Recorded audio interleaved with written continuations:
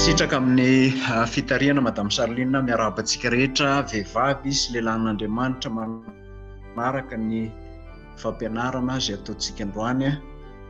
Jesosy tompony fiadanana ny hamangy ny tokantranontsika tsirairay avy. Anoho ny fampianarana zany tsika androany mahakasika ny ankohonana kristianina moa no dinidinitsika mahakasika ny fampianarana. Resaka momba ny ity zany fampianarana farany izay ataontsika dia manomboka amin'ny heriny ramatoa indray no handimby hanao ny fampianarana. Sady fampitinana ihany no mamerina ny zavatra efa nataontsika no milaza zava-baovao hafa. Raha mijery momba ny fanambadiana isika dia hitantsika ao anatin'izany ny dina ny fanaovan'ny mpivady raha vao nirina ny tokantrano izy ireo.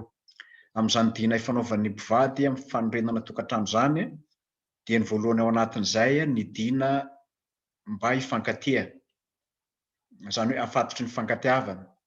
Ny dina faharoa anatin'izany dia dina hiarahamonina. Amin'izany fiarahamonina izany no mampirindra ny fiainan'ilay fiainana ao anatin'ny tokantrano. Ny dina fahatelo amin'izay dia ny sy ny fanampiana, izany hoe tsy mandeha irery ny ray amin'izay atao fa isiany firindrana anatin'izany fiainana tokantrano izany. Ny dina fahaefatra dia ny hifanasoa. Ka reo fifanekena zany dia miteraka adidy sy andraikitra ho any an-daniny na no ankilany dia ny lahy sy ny vavy eo amin'ny fiainana tokantrano. Izany hoe fandraisana sy fanatanterahana ireo dina ny fanaovana ireo no manamafy orina ny fifandraisana ao anatin'ny tokantrano. Ny tokantrano tsy manana fifankatiavana, fiarahamonina tsara, fanampiana, fanasoavana dia tokantrano miorina ambony tendrombohitra izay mety ho tratran'ny rivo-doza zany dia ho mora rava.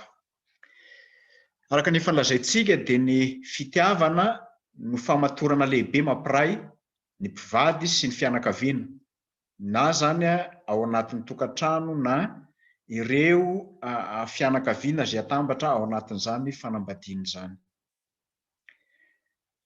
Anisan'ny tafiditra anatin'ny adidin'ny fanekena ihany koa ny zarany soa sy hiara-mizaka ny mafy rehetra.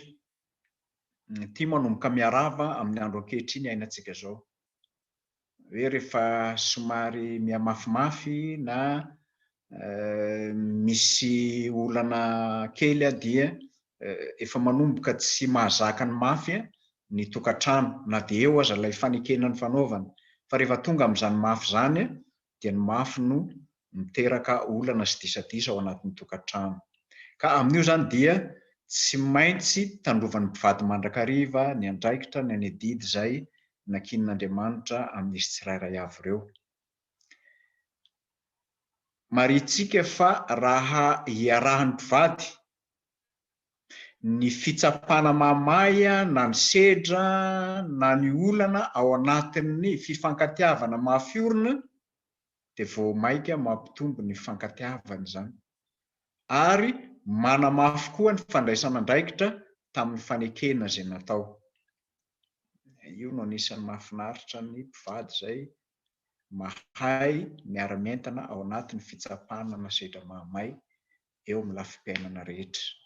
Izany hoe ny fiaraha-miasa anatin'ny fitiavana zany no ahavitantsika mitazona ny andraikitra misy antsika tsirairay avy. Andao verenantsika kely le fitiavana teo. Inona moa ny fitiavana?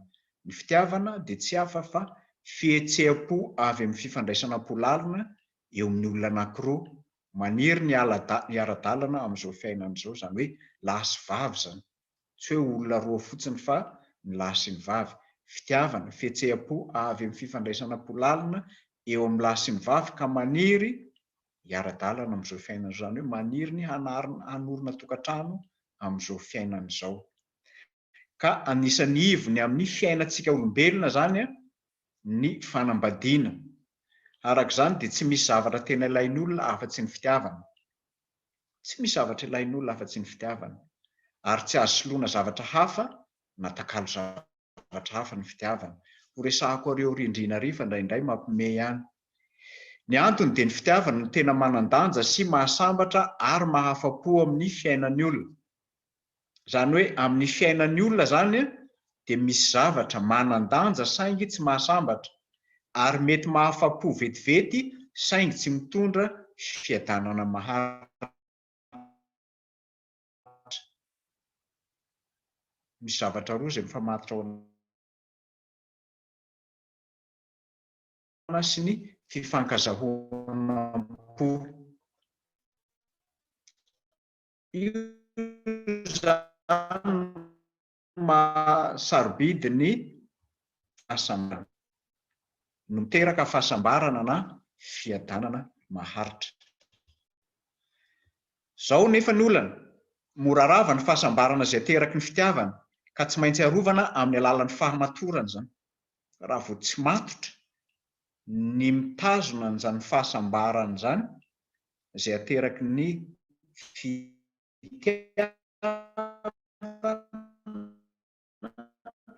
dia mety ho rava mora foana zany. Vehivavy anankiray mitsikitsiky amin'ny lehilahy izay tsy fantany, na lehilahy anankiray manokatra resaka amin'izay vehivavy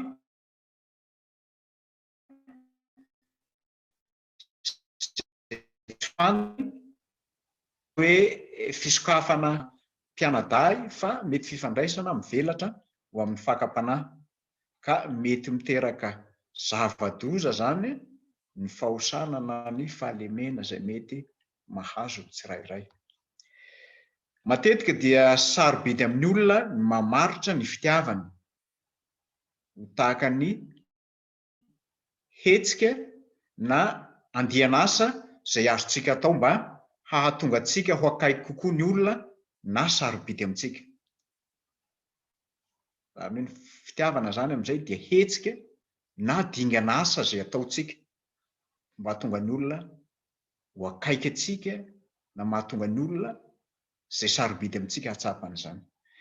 Amin'ny toe-javatra mampihetsy-po romantika zany dia misy toetra tena manan-danja izay mifanaraka amin'ny famaritana ny fifandraisana feno fitiavana. Raha vao miresaka romantika antsika zany dia miresaka amin'ny fihetseham-po izay misokatra amin'ny fitiavana. Ka amin'io zany voalohany dia fanehoam-pitiavana na ara-batana na ara-pihetseha-po. Indraindray misy olona maneho fitiavana ara-pihetseha-po fotsiny izy, na fihetseha-po aseho amin'ny alalan'ny ara-batana, fa tsy romantika. Tsy romantika fanehoam-pitiavana. Indraindray misy maneho fitiavana fa tsisy fihetseha-po, ohatrany hoe manta be zany le fitiavana tolotra. Ara-batana izy dia karazana zavatra rezida anankiray atolotra ny olona anankiray. Fa tsy izany le izy fanehoam-pitiavana dia misy fihetseha-po ara-tsaina, ara-batana, ara-panahy ny olona izay tiany. Faharoa dia misy ny faniriana hanome fahafinaretana, fahafaha-po ho an'ilay olona tianao. Eto dia mareko fa ny hoe manome fahafinaretana dia tsy resaka sexe fotsiny, fa ny fahafinaretana dia ilay ahafantaran'ny olona fa misy fahasambarana ho azy ilay fitiavana tolotra, mahafa-po azy ny fitiavana izay omena. Ho resantsika aorindrina kely aho eo amin'ny endrika mety seho ny lehilahy sy ny vehivavy amin'izany fandraisana fahafinaretana sy fahafaham-po zany. Fa mety mifamadika ihany zany raha tsy mazava no atao inona ny atao hoe fahafinaretana, inona no atao hoe fahafaham-po. Ny fahatelo dia ny fahamendrehana. Tena ilaina ry havana ny fananana fahamendrehana ao anatin'ny fifandraisana, ny fananana fangorahana ary fahatsapana anaty amin'izany fangorahana zany. Inona moa no atao hoe mangoraka? No atao hoe mangoraka dia itsika mitsetra ny olona anankiray izay tiantsika raha sendra ao anatin'ny fahasarotana na ao anatin'ny fitsapana mahamahy izy. Manana an'izany fangorahana zany ve isika? Ny fahaefatra dia faniriana izara ny asa izay atao, iverenako indray eo aoriana kely eo. Dia ny fahadimy, ny fifanankalozan-tsaina sy fahatsapana izay ataon'ny olona anankiray. Fanankalozan-tsaina, fahatsapana anaty. Mbola iverenantsika indray koa iny rehefa any aoriana kely eo. Ny fahaenina zany dia fanolorana fiahiana. Amin'izao mihena ny fanoloran'ny olona fiahiana ny tokantrano. Na io ny lehilahy manolotra fiahiana ny vady aman-janany, ary ny tena olana ao anatiny ao dia ny tsy fananana famporosiana, fampaherezana na fanampiana ho an'izay tiana. Ny atao zany dia fanolorana fiahiana, fanolorana famporosiana, fanolorana fampaherezana ary fanolorana fanampiana ho an'izay tiavina. Raha vao tsy ampy ny fanolorana fiahiana ry olon'Andriamanitra isany, ny fanolorana azy famporosiana amin'izay ataony mba hiteraka vokatsoa, ny fampaherezana azy amin'ny fotoana rehetra, indrindra fa ny fanampiana tokony ho tanterahana amin'ny fiainany, dia ho reraka ihany tsika eo am-piaingana. Ahoana ary ny fomba hiaonantsika amin'ireo fenitra taky ny fitiavana ireo?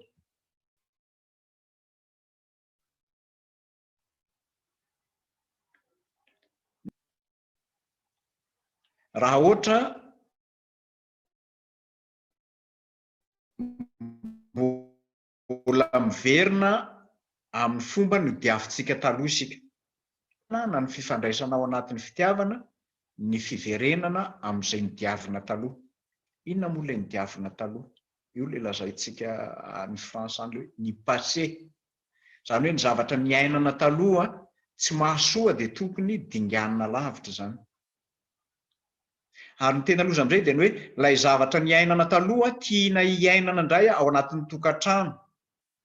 Ny fomba mahazatra taloha tiana hiverenana ka ampidirina sy ampiainana ny olona ao anatin'ny tokantrano. Ny dikan'izany dia zao: tsy adino ny fomba fiainana taloha, miverina amin'ny lasa fa tsy amin'ny ho avy. Io zany anisan'ny tena zava-doza be raha raisintsika ao anatin'ny tokantrano.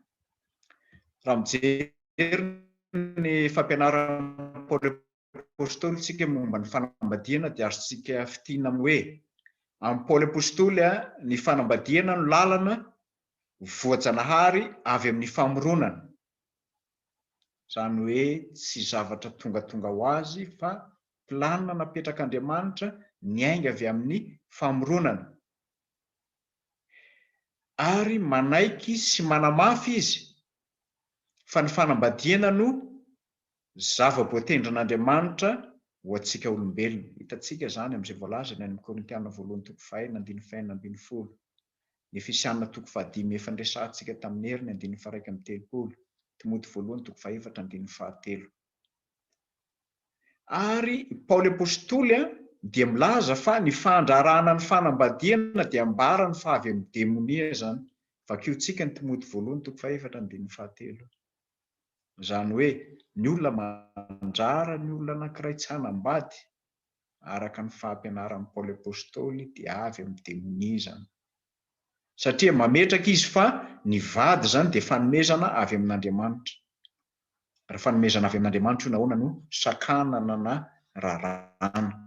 Eto dia tsy mampianatra aho ry olon'Andriamanitra isany fa raha tsy mahasoa ny zanantsika ny olona hanambady azy, na mety tsy mety ny hifanambadian'ny olona izay akaiky antsika, tsy izany no ambarany eto. Fa miten'ny olona anankiray ity moa zany dia lasa mivadika mankany amin'ilay fiainana seliba zany teny ambara eto. Hoe raha vao mampianatra zany tsika hoe mahasoa ny fiainana seliba dia tsy izy zany. Izany akory tsy hoentsika nameloka ny rahavavy katolika izay mampianatra momba ny seliba na ny amin'ny fidirana ao anatin'ny religiozy izay manoka-tena ao an'Andriamanitra ka tsy manambady. Mampirisika ny olona samy hanana ny vadiny avy Paoly Apôstôly.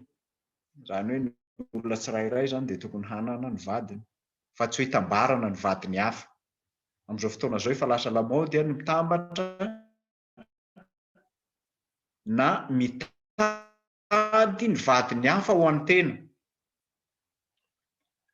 Ary ny olana izay mety hateraka vady tokana dia ho tafalatsaka ao anatin'ny fitsangatsanganany olona anankiray. Hitantsika amin'ny Korintiana voalohany toko 7:2-7 zay. Ary amin'ny Paoly apôstôly ny mpitondra tena aza dia ampianarina aoka hanambady raha tsy maharitra fa tsara ny manambady noho ny maimay. Raha misy olona anankiray zany mpitondra tena dia tsara aminy manambady raha tsy maharitra an'izany hijanona ho toka-teny zany izy, satria tsy fahotana ho an'izay mpitondra tena maty vady izy ny miverina manambady raha zany ny sitrapony mba hahamary toerana ny fahamasinan'ny fiainana. Ka ny fanambadiana zany amin'izany no isakana ny mino ny fijangajangana. Zany hoe ny mpivady zany dia tokony hanao zay mety hiarovana ny tokantranony. Ny lahy hanao zay mety amin'ny vavy ary ny vavy hanao zay mety amin'ny lahy, ary tsy mahazo misaram-panambadiana raha tsy amin'ny fotoana izay ifanarahana, dia ny fotoana hivavahana zany. So fotoana zao moa rehefa mahakamokamo dia miara-matory amin'ny ankizy le raha-matoa rehefa raikitra ny tsy fanarahana. Rangahy rehefa sorosorena dia matory amin'ny kanape fa tsy mety miara-matory amin'ny vadiny. Ary misy aza ny miray trano ankehitriny fa tsy miray fandriana intsony. Maro ny tokantrano kristiana potika amin'izany amin'izao andro iainantsika zao. Ka masina zany ny fanambadiana ary mpiara-malala isany, satria zavatra nitendren'Andriamanitra izy. Manam-porofo zany ny fanamafisana sy fiarovana ny fanambadiana amin'ny alalan'ny didy izay nataon'Andriamanitra, ary indrindra mba hisokatra amin'ny alalan'ny fiainana ara-panahy ny mino ao anatin'izany. Ka eto zany rehefa mampianatra ny amin'ny tenin'Andriamanitra isika, indrindra raha mijery ny fampianaran'ny Baiboly, dia hahazahoan'ny fitiavana maro toerana tsara dia tsy maintsy ao amin'ny Kristy aloha izy. Zany hoe Kristy no tsy maintsy manjaka ao amin'ny fanambadiana. Io zany mariky ny fanambadiana ao amin'ny tompo. Ny hoe fanambadiana ao amin'ny tompo zany dia tsy maintsy fanambadiana misy an'i Kristy, ary Kristy no ivony ao anatin'izany fanambadiana izany. Ka ny fifanompoan'ny lahy sy ny vavy amin'ny fitiavana no mahamary toerana an'izany fanambadiana izany. Zany hoe io zany fahatanteran'ny fanjakan'Andriamanitra eto amin'izao tontolo izao. Inona ny anjaran'ny lahy eo amin'ny vadiny? Ny anjaran'ny lahy eo amin'ny vadiny dia fitiavana manompo tahaka an'izay nataon'i Jesosy no ataon'ny lehilahy amin'ny vadiny, fitiavana manompo. Zany hoe ny lehilahy zany dia tsy maintsy mikatsaka mandrakariva ny mahasoa ny fianakaviany amin'ny alalan'ny fitiavana azy ireo. Manome olana ao anatin'ny tokantrano isam-potoana, manome vahaolana, manome fahafahampo ny vadiny, mampitony alahelo, miambina sy miaro azy amin'ny ratsy, ka mitahiry sy mitondra azy amin'ny fikendrena mahasoa amin'ny tena mahaloha ny lehilahy, tahaka izay ny ataon'i Jesosy amin'ny fiangonana manolotra ny ainy hanavitra antsika. Zany hoe ny fitiavana zany no entin'ny lahy sy ny vavy manatanteraka ny andraikitrany eo amin'ny fanambadiana, dia ilay fitiavana agape manolotra maimai-poana ny soa ho an'ny rehetra, ary tsy mila tambiny amin'izany. Ny zavatra tena ilain'ny vehivavy indrindra ry lehilahin'Andriamanitra isany dia ny fitiavana. Ny fitiavana satria natao ho amin'izany izy, natao ho mpandray fitiavana izy. Ary amin'ny fihetseham-pon'ny vehivavy rehetra no anehoany an'izany fitiavana, fandraisana fitiavana izany. Ny vehivavy dia tsy hoe mitady fitiavana fotsiny izy, fa tena nataon'Andriamanitra ho amin'izany fitiavana izany izy. Izay no mahatonga ny vehivavy na vidianana zavatra sarobidy aza izy tsy mahafa-po azy zany, ary na ilainy aza zany dia tsy mitondra fiadanana ho azy raha tsy ny fitiavana irery ihany. Indraindray tsika lehilahy dia mety gagagaga amin'ny vehivavy, inona no mahazo anao, fidianana n'ity rehetrarehetra ty, mety tsy mahafa-po azy zany. Inona ny tenin'ny vehivavy? Ianao no tadiaviko. Tamin'ity herinandro ity dia niresaka amina namana anankiray raha sendra hianatra tany Amerika izy le rangahy mbe zafady le rangahy saika hiasa misambo andeha hanao tatsambo zany enim-bolana anaty ranomasina telo volana aty an-tanety enim-bolana anaty ranomasina de hoy ilay ramatoa hoe na mahantra atsika ianao no tadiaviko fa tsy ny volanao. Zay zany no spesial ny vehivavy ary tia ny vehivavy mba hiainany lehilahy sy ho tsapany zany hoe tiavina zany izy unique important ary tia ny vehivavy ny ahatonga ny lehilahy hanofinofy azy zany hoe le manofinofy edy ny hoe ny fitiavana azy mihoatra noho ny zavatra rehetra zany hoe tsy azo atakalo ninonina ny fitiavana zay omena ny vehivavy ka eto zany no hoe fitiavana de ny fankamamiana ilay vehivavy ny fikarakarana azy ny fanehoana affection ny hoe makamamy ny vehivavy de tsy hoe ny fividianana zavatra sarobito azy mety ilainy ihany zany mety famenen-javatra ihany zany fa ny tena ilainy de isika lehilahy manolo-tena ho azy mikarakara sy manome ilay fitiavana sarobito azy ka amin'io zany ilay affection zany no environnement zay mampitombo ilay fifandraisana mahafiorina ao anatin'ilay fanambadiana ilain'ny vehivavy zany affection zany ary tena ilainy be zany tsy maintsy asehontsika lehilahy aminy zany na amin'ny alalan'ny oroka zany na fanomezana teny mamy zany na fanomezana zavatsarobidy indrindra fa ny teny mpitiavana amin'ny alalan'ny fifandraisan'ny mpivady misy teny mpitiavana tsy misy fifandraisan'ny mpivady io moa lazain'ny amerikana hoe common courtesies zany hoe ilay teny ohatrany hoe amin'ny fomba fitenitsika ankehitriny hoe ilay teny mpitiavana maneho ilay fihetseha-po amin'ilay vehivavy tiako ianao tsy misy atakaloko anao raha tsy eto ambony tany ianao ihany mamiko ianao zay ilay hoe common courtesies zavatra efa hiainana sainga averimberina matetika zay fanomezana sarobidy tsy maintsy omena ny vehivavy zany ny vehivavy rehefa mahazo an'izany dia manana atao hoe self estime izy zany hoe matoky teny izy ary manateny izy fa misy valeurany izy amin'ny fidirany ao anatin'ny fiainanao misy valeurany izy ao anatin'ny fidirany ao anatin'ny fiainanao raha vao tsy tsapany vehivavy fa manana valeur izy miditra amin'ny fiainantsika lehilahy de hiteraka alahelo amin'ny fiainany mandrakarivo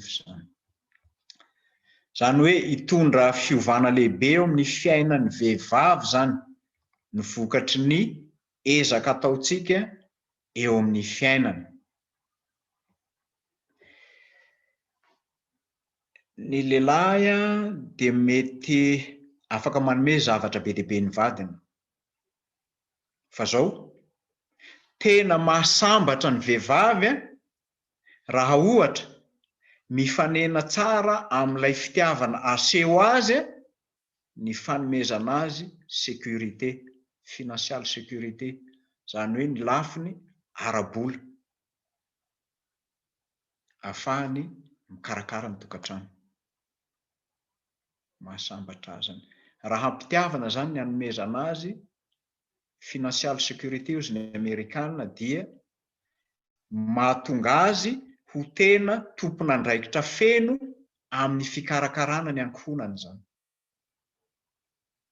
lasa tompona andraikitra feno izy rehefa ampelantanany ny zavatra rehetra hanomezany fahafahampo ny tokantrano ahafahany mandray andraikitra ao anatin'izany misy vehivavy tia handray andraikitra amin'ny tokantrano efa tsy manana ninonina izy tsy hitany le lehilahy manome ity ny 2,000 ariary fidianana laoka androany ity ny 1 alina ariary karakarana sakafo androany matsiaro fa tsy manana an'izany financial sécurité zany izy.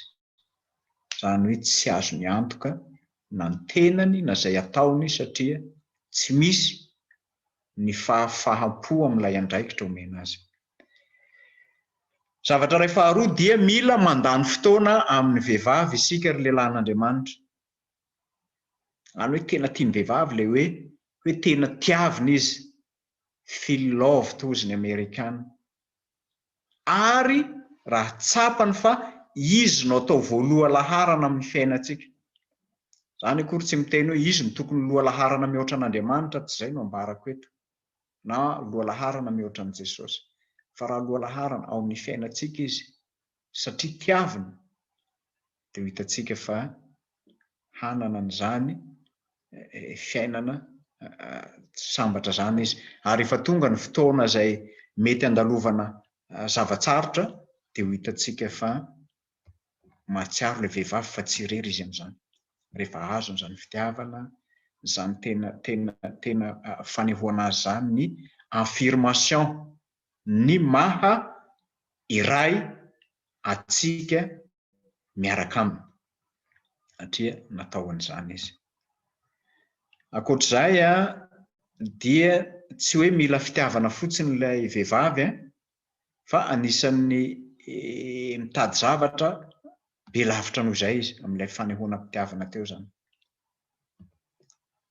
Ny vehivavy tsy hoe manana fihetseham-po fotsiny, fa ny vehivavy koa dia mila ny vadiny mba hatsapa ny zava-dehibe ataony, effort zany. Tiany ho tsapany lehilahy ny effort izay ataony ao anatin'ny tokantrano, zany hoe ny andraikitra raisiny. Hatraiza re ny fahafahantsika lehilahy mahatsapa ny hasarobidy ny andraikitra raisin'ilay olon-tiantsika, ka ahafahantsika milaza na ahafahantsika maneho fa zany effort nataon'izany dia sarobidy eo anatrehantsika.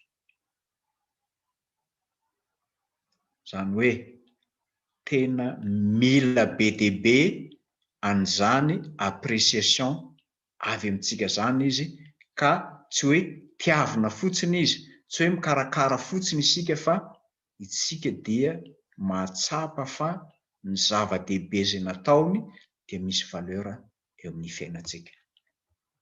Ary mila fantatritsika lehilahy rehetra zany, io le hoe aoka ny lahy ho tiany vadiny.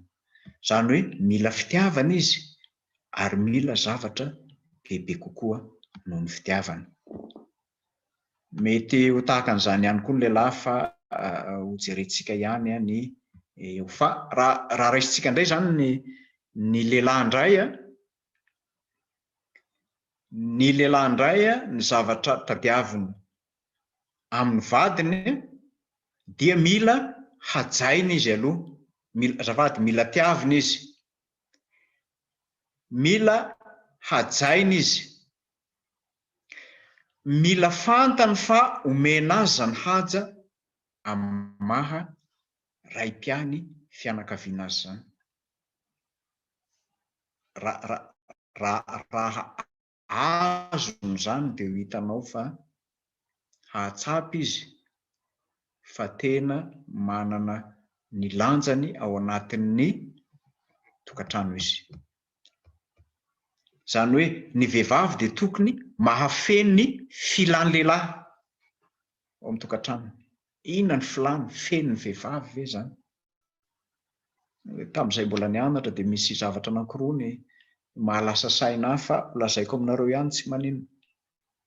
Ny zavatra tadiavin'ny vehivavy dia ny affection. Raha te hahazo ny fony vehivavy ianao dia affection aloha atao betsaka, fa tsy sexe aloha vao affection. Affection ny tadiaviny, fitiavana. Raha ohatra ilay vadinao tianao ampy ny affection omenao azy, tsy mampaninona azy izay tadiavinao, omeny ianao izay ilainao. Fitiavana, affection, zany no tadiaviny aminao, zay vao ho ho azonao ny zavatra rehetra. Fa madika amin'izay indray ny lehilahy ary vehivavy malala isany. Lehilahy dia zao, ianao aloha ny tadiaviny, zay vao ny affectionnao. Dia aza gaga rehefa tonga mahita lehilahy anankiray, ianao aloha ny tadiaviny, zay vao zavatra hafa. Aiza neny? Ianao aloha. Izy tsy manontany hoe aiza ny ankizy? Aiza neny? Rehefa tsy hitana eo ianao.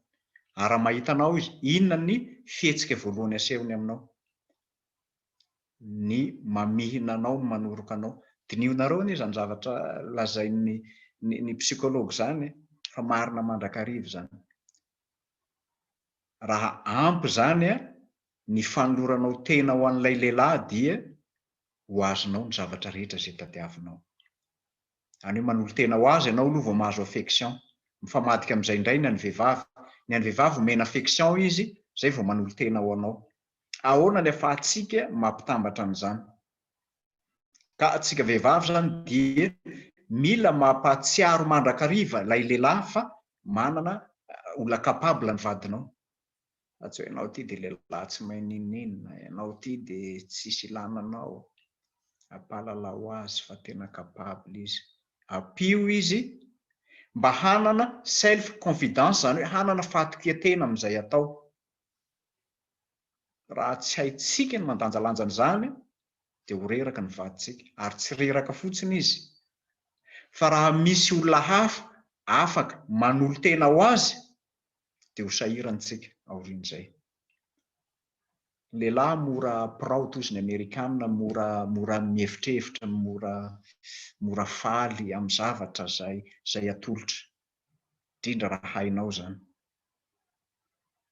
Zany dia fitiavana tsy hoe atao noho ny mahadidy azy, fa atao zany noho ianao no fidiny hiditra amin'ny fiainany. Noho ianao no safidiny hiditra amin'ny fiainany. Fa raha resaka adidy fotsiny ilay izy dia ho sahirantsika. Satria ny adidy misy olona manao adidy fa tsy misy fitiavana. Zany hoe afaka manao ny andraikitra izy fa tsy misy fitiavana. Zay zany no hitantsika amin'ny lehilahy zany. Amin'izao fotoana izao ny mety ho problème na olana mety ho hita dia ny lehilahy tsy mahalala ny vadiny, na tsy mahalala mitia ny vadiny. Ahoana zany ny ahafahantsika mamariparitra ny fitiavan'ilay vady?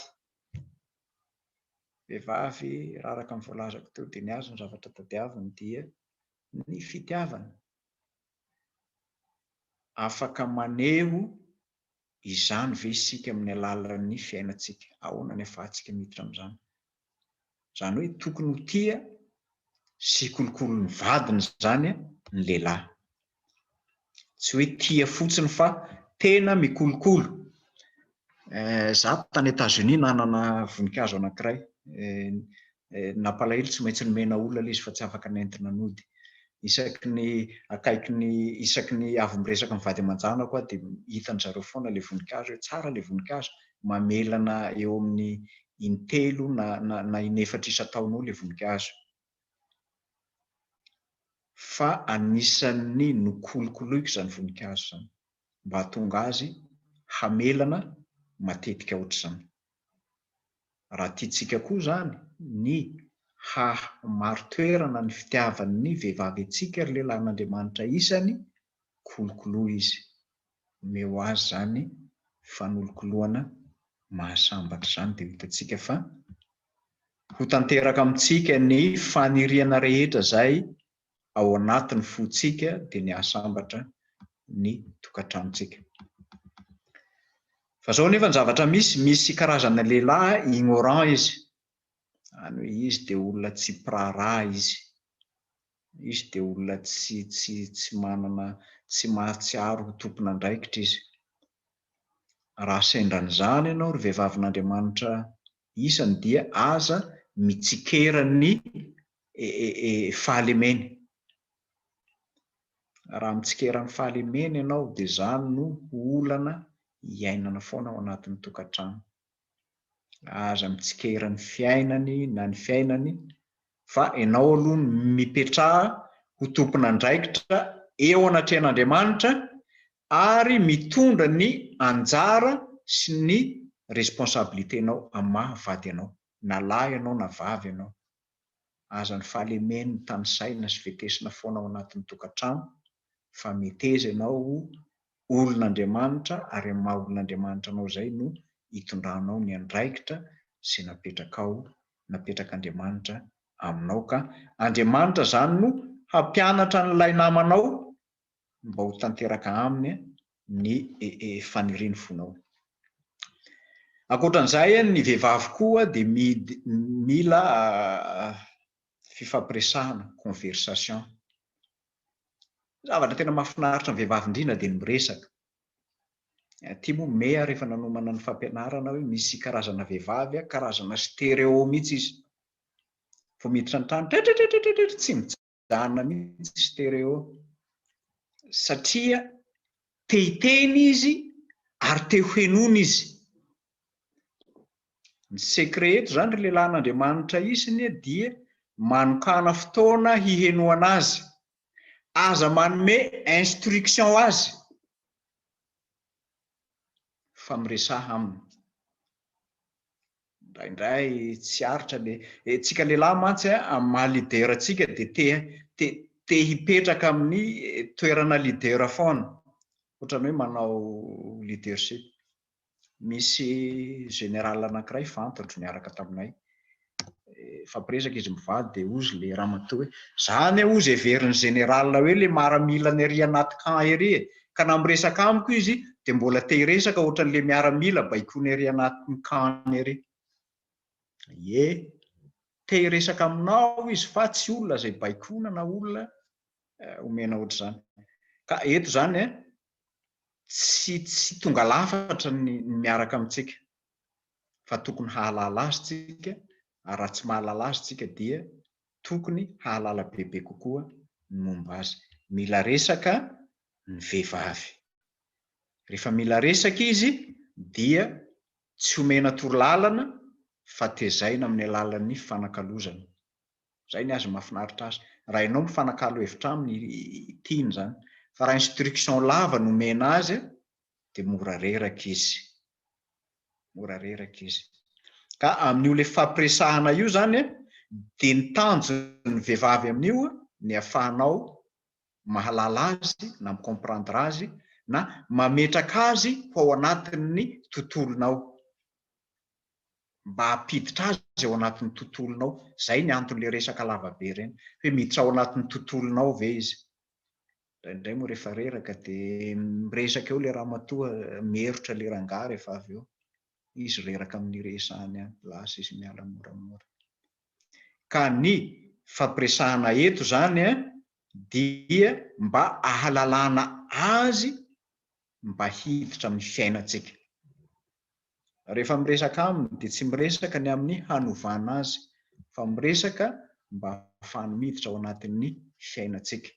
Ka amin'io zany raha misy fotoana zany azo avy ao anatin'izay dia mahatsapa ny vehivavy amin'izay fa tena manana tafiditra ao anatin'ny fiainantsika izy. Ahoana ny idirany ao? Ny idirany ao anatin'ny fiainantsika ao anatin'le fampiresahana dia tsy hafa fa ny courtoisie. Io zany dia ny firesahana an'le teny mamy, naveriko ary aloha, teny mamy misy fitiavana. Raha ataontsika amin'ny fiteniteny tanora ankehitriny dia hoe ohatrany hoe mikôtikôty an'le vadinao indray ianao, manome teny mamy azy. Ny fisokafana, tena mila misokatra miresaka aminy fa tsy sady miresaka aminy nefa mieritreritra zavatra hafa. Jereo masony izy rehefa miresaka aminy, tena jereo tsara dia tena mifampiresaha. Fa ianao raha variana amin'ny telefona miresaka ao na amin'ny zavatra hafa izy miresaka, tadidio fa tsy tafiditra ao anatin'ny tontolonao izy zay. Inona no eritreretiny, inona ny zavatra tsapany, zay no mahatonga an'ilay fifamenoana mba ho tanteraka amin'ny fiainan'ny couple anankiroa zany. Amin'izay fotoana izay zany ny anjara andraikitry ny vehivavy indray zany dia ny fitiavan'ny vehivavy. ny vadiny, mampahery sy mampatanjaka ny lehilahy izy. Tsy amin'ny fotoana sarotra ihany fa amin'ny fotoana rehetra. Anjaran'ny vehivavy koa no manao izay mahatamana ny vady aman-janany ao anatin'ny tokantranony. Matoa reny lehilahy reny mandeha tsy tamana na mivoaka lavitra ny velany any dia misy zavatra tokony ho hadihadiana aloha. Niara nisakafo tamin'ny namana anankiray izahay mivady ny alahady teo.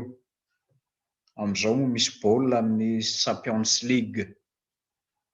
Dia ozy le ramatoa hoe ozy tena sahirana mihitsy satria eo ambony fandriana le rangahy no mijery baolina. Zaho ozy tsy tia baolina. Le rangahy ozy miresaka foana mandra-pahavitan'le 90 minitra. Maninona zao tsy nidakana? Naninona zao raha natao an'izao? Miteny foana ozy le rangahy mandra-pahavitan'le baolina. Zaho ozy tia atory. Fa zao ozy nalahelo azy dia niara-nijery baolina taminy satria fantatro fa tian'ilay baolina. Mampatanjaka, mampahery zany hoe tena manao izay hatamanan'le vadiny izy, na dia tsy tiany aza le baolina satria tia ny vadiny, niaraka tao izy mba tsy hampivily saina ny vadiny na ho variana amin'ny zavatra hafa na variana any ivelany. Anjaranareo vehivavy zany manao izay mahatamana ny vady aman-janaka ao anatin'ny tokantrano mba tsy hampivilivily saina azy na ho variana any ivelany. Io dia ny fanehoam-pitiavana, fikarakarana azy mba ho tanteraka. Rehefa tsapan'ny lehilahy na ny fanehoam-pitiavana dia hivaly fitiavana ho antsika vehivavy, ho anareo vehivavy koa zany. Aleo ny tena no manomboka maneho fitiavana voalohany ny vady sy ny zanaka toy izay miandry ny vadinao hanao an'izany. Ny miandry dia matetika ho diso fanantenana rehefa tsy azony zany. Aza miandry foana zany. Nareo vehivavy aza miandry lehilahy aneho fitiavana foana.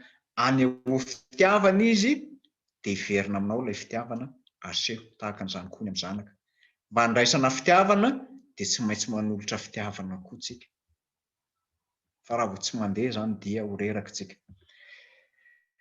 Rehefa ao amin'ny mpivady ny fitiavana matanjaka dia ho rava ny olana rehetra izay mety hitarika ao amin'ny fisaraha-panambadiana na korotana samihafa ao anatin'ny tokantrano. Io no manafoana ny ady ary mamelona ny famelan-keloka isam-potoana.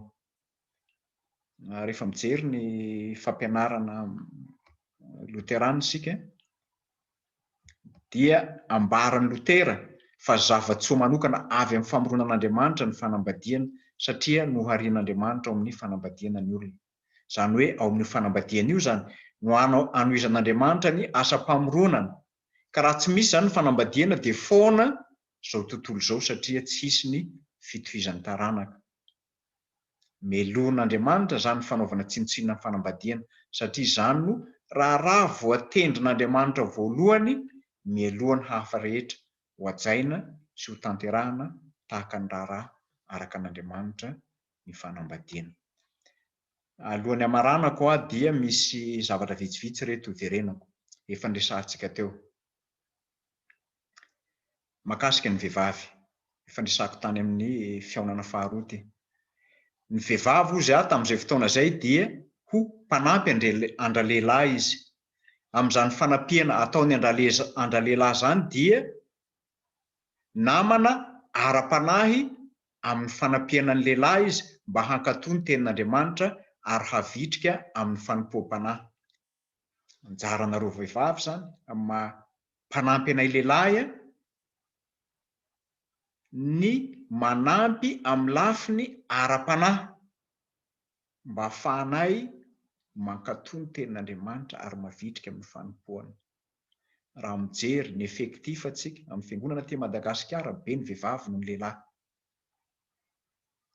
Amin'ireny no hanentanana antsika fa isika no nataon'Andriamanitra ho namana, tsy namana haneho fitiavana ihany fa ho namana ara-panahy koa amin'ny fanampiana lehilahy. Ny faharoa mahanamana avy amin'Andriamanitra ny vehivavy partenaire in divine lead dia izy ihany koa no nampiandreketana ny dingam-piterahana mba hiantoka ny fitohizan'ny taranaka araka ny efa niresahako teo. Ary ny fahatelo mahanamandra lehilahy ny vehivavy dia izy koa no manome aina fanampiana ary mampihaja an'ilay lehilahy sy manamora ary mampisy fiombonana ao amin'izany fiainatokantrano zany. Fandresahantsika le mampihaja tamin'iny dinidinika nataontsika miendriky ny fanampiana rehetra. Ary fahaefatra dia izy koa no mampahery sy manome aingam-panahy inspiration na tolo-kevitra andra lehilahy. Zany hoe raha fitiantsika zany ny vehivavy zany dia mpanitsy mahatoky ny lehilahy amin'izay fikarakarana rehetra ataony. Ary ny vehivavy ihany koa dia ilay olona tsy manam-paharoa nomen'Andriamanitra ny lehilahy amin'ny alalan'ny andraikitra sy amin'ny alalan'ny fifankatiavana. Maranantsika azy dia zao: ilaintsika mandrakariva ny vavaka, ilain'ny mpivady ny mivavaka mandrakariva.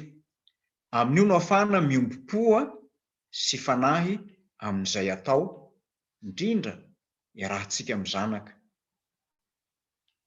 Raha misy aza ny fotoana izay tsy ahafahana miara-mivavaka dia tokony fampitondram-bavaka ny mpivady, indrindra fa ahafahana mitondram-bavaka ny ankohonana dia ny zanaka koa zany, satria ny vavaka no miteraka aim-panahy ao anatin'ny tokantrano. Ny vavaka ihany koa no manome hery sy fanantenana ary afaka hiaro amin'ny karazana fakam-panahy mety hitranga. Raha ampivavaka ny tokantrano dia hitantsika fa ho kely ny herin'ny fakam-panahy miditra ao anatin'izany tokantrano zany. Raha tsy ampivavaka kosa dia hatanjaka ny fitsiritana ny fakam-panahy izay efa manjaka ao am-pon'ny olona raha teo ka tsy mahagaga raha lavo ny fakam-panahy samihafa ny tokantrano. Ilaina zany ny fisian'ny vavaka mba ahafahan'Andriamanitra manao miditra ao anatin'izany fitsiritana sy fakam-panahy izay efa manjaka ao am-pontsika izany. Ny vavaka ihany koa ry mpiara-malala isany dia mandrava ny sorisoro rehetra. Rehefa sendra azo paoriana ianao na misy zavatra mahazo anao dia mivavaha haingana. Ary ao anatin'ny fiainantsika tsy maintsy alàna izay mety sorisory fahatezerana, fa raha tonga zany dia ento ao amin'i Jesosy analany an'izany. Ny vavaka ihany koa no ahafahantsika miditra anatin'ny fifamelan-keloka sy fanetretena. Zany hoe rehefa ampy ny vavaka mora mahay mamela isika. Ary ny farany dia ny tenin'i Paoly amin'ny Korintiana 1:5-12: fa ny zavatra rehetra azoko atao nefa tsy mahasoa avokoa, ary koa fantaro ny zavatra rehetra ary hazony mafy izay tsara. Tesaloniana 2:5-20. Zany hoe tokony handeha hampahindrena ny mino mba hamantatra izay tsara tokony atao ao anatin'ny fifandraisana ka ho maro toerana zany fifankatiavana izany. Raha soantsika lehilahy sy vehivavin'Andriamanitra rehetra mba ho tanteraka amintsika tokoa anie zany fitiavana mahafiorina eo amin'ny fiainantsika, ka Jesosy tompon'ny fiadanana no hampiray, hampiombona mba ho maro toerana tokoa ny fitiavana ao anatin'ny fiainantsika tsirairay avy. Afaka miditra amin'ny fametraha-panontaniana ary isika. Tsy misy fanontaniana zany fa dia misaotra indrindra Président. Dia mankasitraka anareo fikambanam-behivavy any Paris izay nanomana ny séance 4 ahafahantsika mijery fampianarana, ary misaotra manokana ny ramatoa Raharitaona izay nikarakara ny fampianarana, indrindra fa ianareo rehetra any ivelany sy eto Madagasikara. Misy namantsika manaraka fampianarana eto Madagasikara sy amin'ny toeran-kafa. Ianareo tsirairay avy amin'ny fotoana 4 séance izay niarahantsika tamin'ny fampianarana teto faly izay mivady mbola afaka mifandray aminareo. Azo tohizana foana fampianarana fotoana rehetra raha ny fandaminana moa zany dia ny hoe raha mandray anareo amin'ny heriny dia za mo hanatrika eo ihany akaikiny eo ohatran'ireo lehilahy izay manotrina vadiny eo dia hanotrina azy eto ihany koa amin'ny heriny amin'ny fampianarana izay hataony sy hozarainy aminareo. Dia mankasitraka makatelona mirary soa ny vehivavy rehetra satria misy vehivavy mbola tsy manambady dia mba hazo vady anie ny vehivavy izay maniry hanambady. Laha koa dia ahita vehivavy arak'izay iriny ary ny ankizy izay ankohonantsika hotahian'Andriamanitra ka hambiny toditsoan'ny fianarana mba ho tanora lahy sy vavy ho andry ny firenena, ho andry ny ankohonana, hotahian'Andriamanitra amin'izay atao. Dia mankasitraka antsika rehetra tahian Jesosy aza misalasala na manoratra na mifampiresaka raha misy dinika tokony atao, misy fampianarana. Mbola faly ny misaotra an'Andriamanitra ry havana natanteraka izao fotoana alarobia ariva izao niarahantsika tamin'ny pastora président ny FLM, pastora RAKOTOZAFY Denis. Misaotra indrindra pastora ny amin'ny tenin'Andriamanitra nandritra ny 5 séances izay nampianarinao anay ny fampianarana momba ny tokantrano kristiana izay nentina ho anay fikambanam-behivavy, tsy ny fikambanam-behivavy ihany nakasitraka ny sitraka an'izany fa tao koa ny lehilahy, tao ny tanora, tao ny ankizy koa aza samy nahazo ny anjarany satria nisy fampianarana ho amin'ny fitezana ny ankizy tamin'izany. Koa dia feno misaotra indrindra tompoko ary tsy ho voavalinay izany fa Jesosy no hamaly fitianao sy ny ankohonanao rehetra. Izy anie ombanao amin'ny adidy mavesatra izay apetrany aminao eto anivon'ity fiangonana loterana malagasy ity. Izy izay efa nifidy anao no hanome anao ny hery sy ny fanaovana ary ny fahatanterahana rehetra. Ampitao amin'ny ramatoa ny fisaorana. Jesosy no ameny ny fitiavany sy ny fiadanany ho amin'ny tokantranontsika tsirairay avy dia ho feno ny fitahiany isika sy ny vady aman-janakitsika rehetra mba hahatonga antsika koa mpanompo tsara sady mahatoky amin'ny fanompoana rehetra koa.